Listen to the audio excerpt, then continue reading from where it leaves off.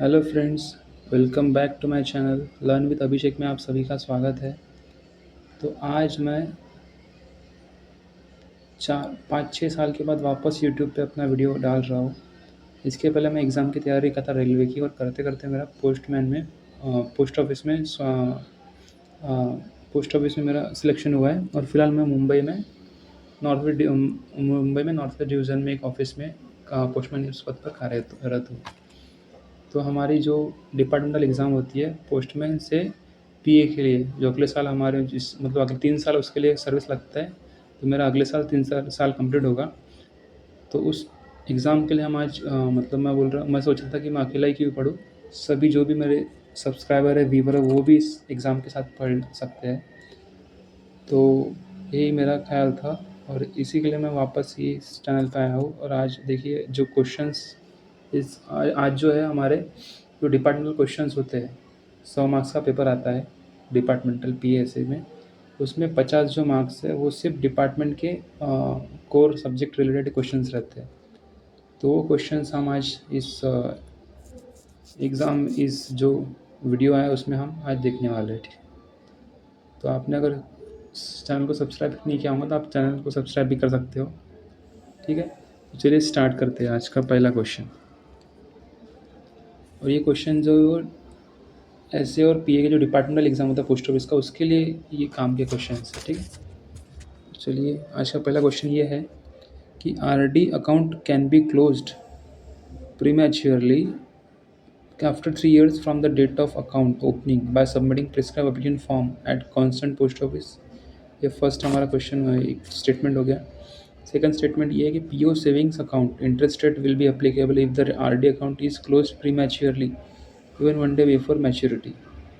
तो देखिए हमारा जो फर्स्ट स्टेटमेंट ये क्या बोल रहा है कि अगर हमारे आरडी है, ठीक है, 5 साल की आरडी होती है, अगर सामने हम उसको समझिए कि हमने उसको 3 साल होने के बाद 5 साल के पहले ही हमने 3 साल में अपन लॉक 3 साल का लॉक पीरियड होता है आरडी का अकाउंट का। ठीक है, अगर समझिए हम 3 साल में ही उसको क्लोज़ कर रहे हैं।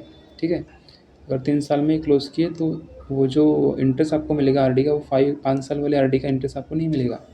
उस पर आपको जो तो फर्स्ट यही बोल रहा है कि हम 3 साल में बंद कर सकते हैं। ठीक है, प्रीमेच्योर हमको 3 साल में हम कर सकते हैं, उसका लॉक पीरियड रहता है। ये फर्स्ट स्टेटमेंट। सेकंड स्टेटमेंट ये है कि जो पीओ सेविंग का अकाउंट इंटरेस्ट रेट जो है वो आपको उसमें अप्लीकेबल होगा अगर प्रीमेच्योरली अपन ने मैच्योरिटी का कितने भी एक दिन पहले भी हमने क्लोज़ किए तो आपको उसमें आरडी का इंटरेस्ट रेट ही आपको मिलेगा। ठीक है, लगेगा। ये आपको इसमें इस फर्स्ट स्टेटमेंट बोल रहे हैं, सेकंड स्टेटमेंट बोल रहे हैं। ठीक है, फर्स्ट ये बोल रहा है कि प्रीमेच्योरली 3 साल के पहले हम 5 साल के पहले 3 साल तक जो लॉक पीरियड है उसके बाद उसमें अपन एक फॉर्म में आरडी अकाउंट बंद कर सकते हैं। ठीक है, प्रीमेच्योर 3 साल में कर सकते हैं। और सेकंड बोल रहा है कि अगर हमने 5 साल के पहले एक दिन पहले भी हमने क्लोज़ किया तो उसमें आपको इंटरेस्ट रेट सेविंग अकाउंट का ही मिलेगा, जो 4% के आसपास कुछ है।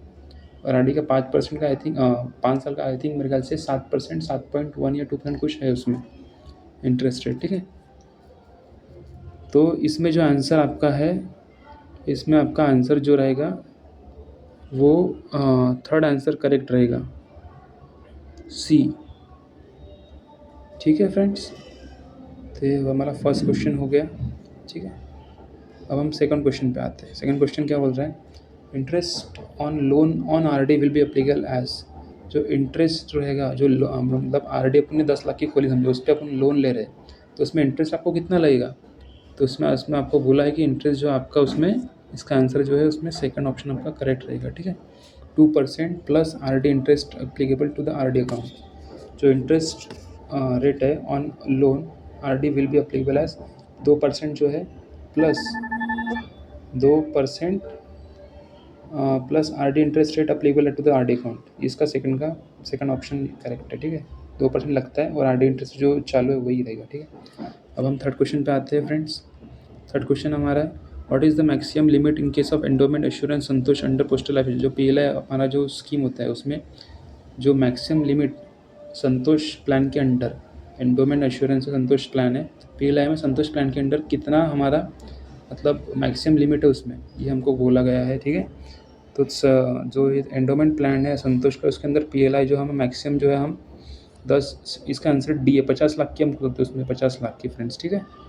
इसमें 50 लाख की हम वो खोल सकते हैं, ठीक है। तो इसमें अपना जो मैक्सिमम जो लिमिट रहेगा संतोष प्लान के अंडर PLI में, पोस्टल लाइफ इंश्योरेंस में संतोष प्लान है, उसमें 50 लाख की मैक्सिमम लिमिट है इसमें, ठीक है। चलो फ्रेंड्स, चलो हम फोर्थ क्वेश्चन पे आते हैं। फोर्थ क्वेश्चन क्या बोल रहा है हमारा, what is the minimum sum assured in case of whole life insurance Suraksha under PLI में, एक under postal life insurance, okay. तो PLI में एक सेक्शन आता, उनमें अलग अलग प्लान आते हैं, उसमें एक फुल लाइफ इंश्योरेंस सुरक्षा का एक उसमें एक स्कीम है। तो उसमें जो है हमारा ये बोल रहा है कि उसमें मिनिमम सम इंश्योरेंस कितना मिल सकता है उसमें। तो फ्रेंड इसका जो हमारा आंसर है वो आंसर रहेगा ऑप्शन ए, ठीक है। तो मिनिमम सम इंश्योरेंस जो है वो हमको इसमें 20,000 मिलेगा, ठीक है फ्रेंड्स। ये option A is correct, okay. Next question पे आते हैं, what is the minimum sum assured in case of joint life assurance युगल सुरक्षा अंडर पोस्टल लाइफ इंश्योरेंस। तो जो हमारा मिनिमम सम अश्योर्ड कितना मिलेगा ऐसा बोल रहा है इसमें। अगर देखो फर्स्ट क्वेश्चन जो था उसमें तो आपको होल लाइफ इंश्योरेंस सुरक्षा के अंडर 20,000 मिलता था, ठीक है। अभी जो पाँचवा क्वेश्चन चौथे क्वेश्चन में था वो, ठीक है। अब पाँचवा क्वेश्चन जो हमारा इसमें ये बोल रहा है, what is the minimum sum assured in case of joint life insurance युगल सुरक्षा अंडर पोस्टल लाइफ इंश्योरेंस। तो मिनिमम सम ऑप्शन आपको कितना मिलेगा। तो इसका जो आंसर है फ्रेंड्स, इसका आंसर है फ्रेंड्स बी, 20,000 रुपये, ठीक है। तो बी जो है 20,000 रुपीज़, ये हमारा इसका ऑप्शन आंसर हो गया। जॉइंट लाइफ इंश्योरेंस युगल सुरक्षा के अंदर पोस्टल लाइफ इंश्योरेंस में जो युगल सुरक्षा है उसमें आपका मिनिमम सम अश्योर्ड 20,000 रुपये मिलेगा, ठीक है। तो ये हो गया हमारा पाँचवा आंसर, ठीक है। फिर नेक्स्ट आते हैं हमारा, what is the maximum sum assured in case of child policy बाल जीवन बीमा अंडर पोस्टल लाइफ इंश्योरेंस। तो इसमें जो आप बोल रहे हैं, what is the maximum sum assured in case of child policy बाल जीवन बीमा under PLI postal life insurance.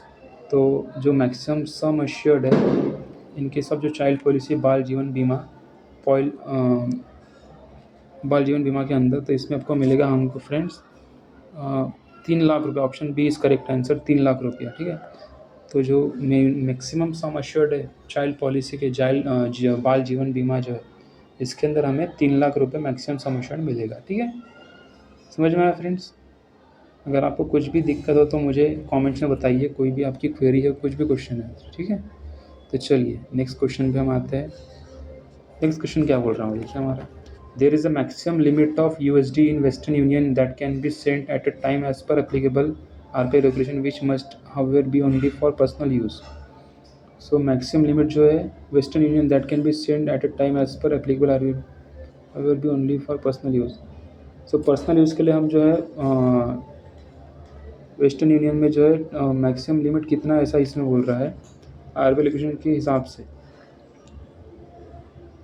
Western union में हम कितना रुपया भेज सकते हैं पर्सनल यूज़ के लिए, ऐसे ही इसमें बोल रहा है इस क्वेश्चन का। तो इस क्वेश्चन का आंसर हो गया इस क्वेश्चन का आंसर हो गया सी, ठीक है। तो सी हमारा है, जो सी ऑप्शन वो हमारा सही हो गया, ठीक है। तो इसमें जो है हमारा सी सही रहेगा, ठीक है। चलो नेक्स्ट क्वेश्चन पे आते हैं। नेक्स्ट क्वेश्चन क्या है, एक्सपांड PMJJY। इसके बारे में आपने सुना ही होगा फ्रेंड्स, ठीक।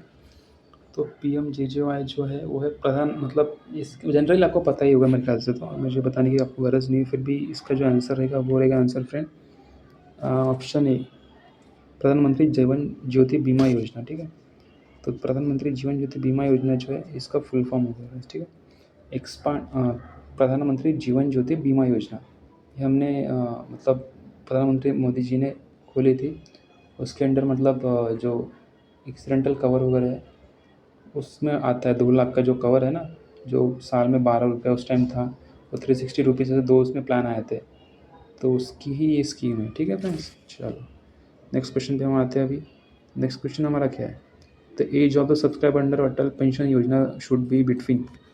तो इसमें बोल रहा है कि the age of subscriber under Atal Pension, sorry friend, under the age of the subscriber under Atal pension Yojana should be between.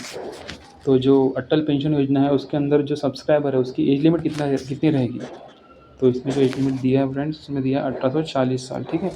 तो age limit of the subscriber under this Atal pension Yojana should be 18 to 40 years, okay.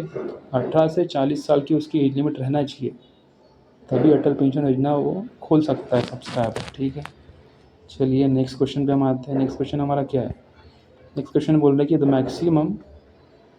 The maximum number of transactions which a single beneficiary can receive in a calendar year through the international money transfer services। तो maximum number of transaction जो है एक beneficiary, ठीक है, can sorry friends, the maximum number of transaction which a single beneficiary can receive in a calendar year through the inter जो IMTS जो service है, ठीक है। तो IMTS सर्विस में सिंगल बेनिफिशियरी कितना मैक्सिमम नंबर ऑफ ट्रांजेक्शन ले सकता है, ठीक है। तो उसका जो आंसर हुआ 30, ठीक है। तो इसमें वो 30 ट्रांजेक्शन ले सकता है, ठीक है। 30 ट्रांजेक्शन एक बेनिफिशियरी सिंगल ईयर में, सिंगल फाइनेंशियल ईयर में ले सकता है वो, ठीक है, कैलेंडर ईयर में, ठीक है फ्रेंड्स। चलो नेक्स्ट क्वेश्चन आते हैं। नेक्स्ट क्वेश्चन क्या बोल रहा है? नेक्स्ट क्वेश्चन स्टेटमेंट वाला फर्स्ट क्वेश्चन जैसा है, ठीक है। इसमें क्या बोल रहा है? No person not belonging to the department may be permitted to examine the records of any post office. ये फर्स्ट स्टेटमेंट हो गया, ठीक है। नेक्स्ट सेकंड स्टेटमेंट क्या बोल रहा है? Information of a purely statistical character may be furnished to the district magistrate or collector on his application, ठीक है। दो स्टेटमेंट हो गया। फर्स्ट स्टेटमेंट क्या बोल रहा है कि जो डिपार्टमेंट का मतलब डिपार्टमेंट का है ही नहीं आदमी, डिपार्टमेंट पोस्ट का, वो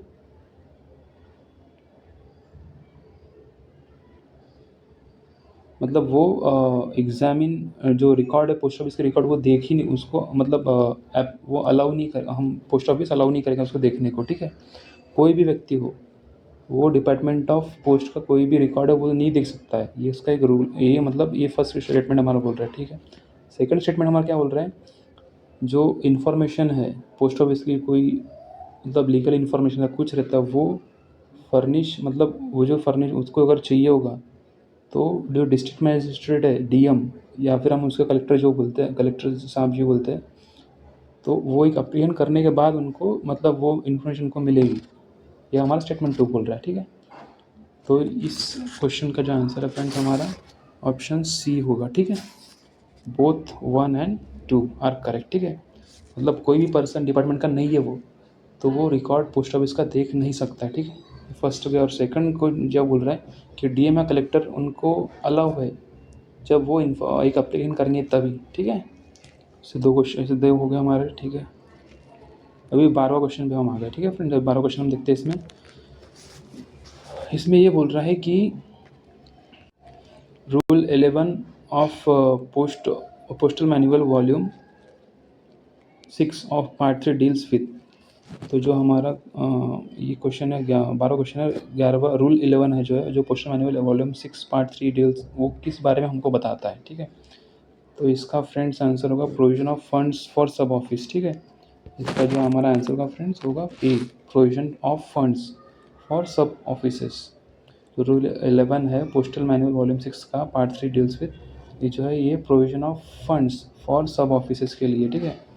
फंड्स जो है जो सब ऑफिस के लिए, इसके लिए ये आंसर रूल 11 आता है, ठीक है।